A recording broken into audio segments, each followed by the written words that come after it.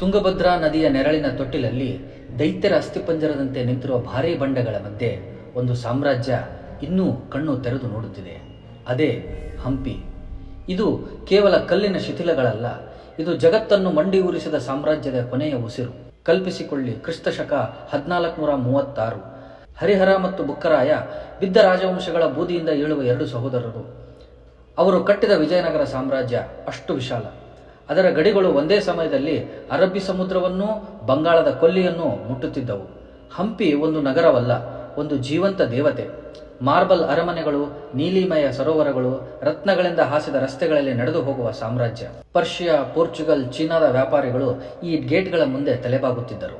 ಇಲ್ಲಿನ ಮಸಾಲೆಗಳು ರಾಜ್ಯಗಳನ್ನೇ ಖರೀದುವಷ್ಟು ಬೆಲೆ ಬಾಳುತ್ತಿದ್ದವು. ಆದರೆ ಹಂಪಿಯ ನಿಜವಾದ ಅದ್ಭುತ ಅದರ ದೇವಾಲಯಗಳು. ವಿಜಯವಿಠಲ ದೇವಾಲಯ. ಇಲ್ಲಿ ಕಲ್ಲುಗಳು ಮೌನವಾಗಿರಲಿಲ್ಲ, ಅವು ಹಾಡುತ್ತಿದ್ದವು. ಸ್ಪರ್ಶಿಸಿದಾಗ ಸ್ತಂಭಗಳಿಂದ ಹೊರಬರುವ ಪ್ರಾಚೀನ ರಾಗಗಳು ಅಷ್ಟು ಶುದ್ಧ. ದೇವರ ಕಲ್ಲಿನ ರಥ ನಿಶ್ಚಲವಾಗಿದ್ದರೂ ಓಡುತ್ತಿರುವಂತೆ ಕಾಣುತ್ತಿತ್ತು.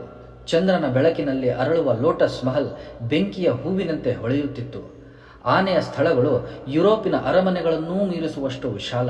ಆದರೆ ಮಹಿಮೆಗೆ ಯಾವಾಗಲೂ ಶತ್ರು ಇರುತ್ತಾನೆ. ಕ್ರಿಸ್ತಶಕ 1565.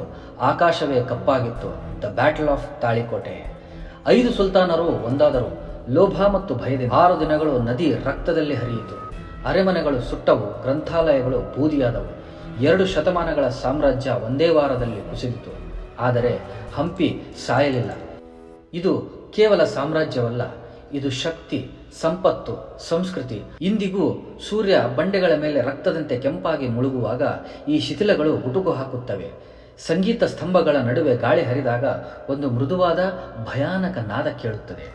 ಇದು ಕೇವಲ ಇತಿಹಾಸವಲ್ಲ, ಇದು ಭೂಮಿ 500 ವರ್ಷಗಳಿಂದ ಬಚ್ಚಿಟ್ಟಿರುವ ರಹಸ್ಯ. ಹಂಪಿ ಇನ್ನೂ ಜೀವಂತವಾಗಿದೆ.